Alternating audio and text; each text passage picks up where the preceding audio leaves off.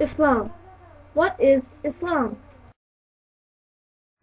Every religion on this earth was either named after a person or place. For example, Christianity was named after its prophet Jesus, peace be upon him. Buddhism takes its name from its founder, Gautama Buddha, and Judaism comes from the name of the tribe Judah, from the country of Judea, where it originated.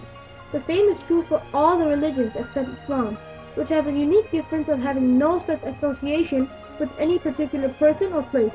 Islam is an Arabic word and means submission, surrender, and obedience. As a religion, Islam stands for complete submission and obedience to one God. The literal meaning of Islam is peace, meaning that one can achieve real peace of body and mind when Islam is practiced. Origin of Islam. The origin of Islam can be traced back to the 7th century in Saudi Arabia. The Prophet Muhammad, peace be upon him, introduced Islam in 610 AD after experiencing, according to Islamic history, a visit by angel Jibreel, also known as Gabriel. The Quran was revealed to Prophet Muhammad, peace be upon him, who later shared it with the rest of the Muslims. Muslims believe that the Quran was revealed to them by their God. The 5 pillars of Islam. There are 5 basic principles of Islam. The first principle is Shahada. Shahada means to know and believe without suspicion, as if witness a testification. The Shahada is the Muslim declaration of belief in the oneness of God and the acceptance of Muhammad, peace be upon him, as God's last prophet. The Shahada is probably the most important of the 5 principles.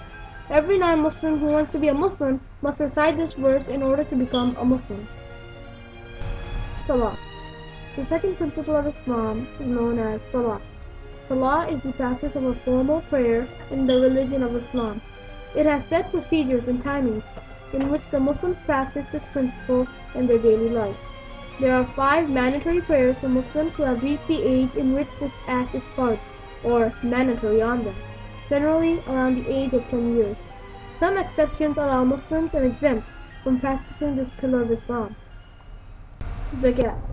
The third principle of Islam is called Zakat, which means in Arabic, grow or increase in goodness, purifying or making pure. So the act of Zakat means purifying one's wealth to gain God's blessing, to make it grow in goodness. Muslims who pass certain regulations must pay 2.5% of his or her possessions to charity, generally to poor and needy. Fasting. The fourth principle is called Sawm, which in Arabic is the word for fasting. In Islam, Sawm means to abstain from eating or drinking, intimate intercourse, and smoking from the break of dawn till sunset. This principle is followed during the 9th month of Islam, or also known as Ramadan. There are many spiritual and physical benefits for this act. Fasting is mandatory for Muslims who have reached the set qualifications given in Islam. Hajj.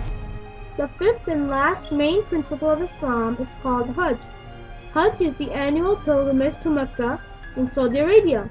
It is the religious duty of an able-bodied Muslim who can afford it to perform the act of Hajj at least once in their life.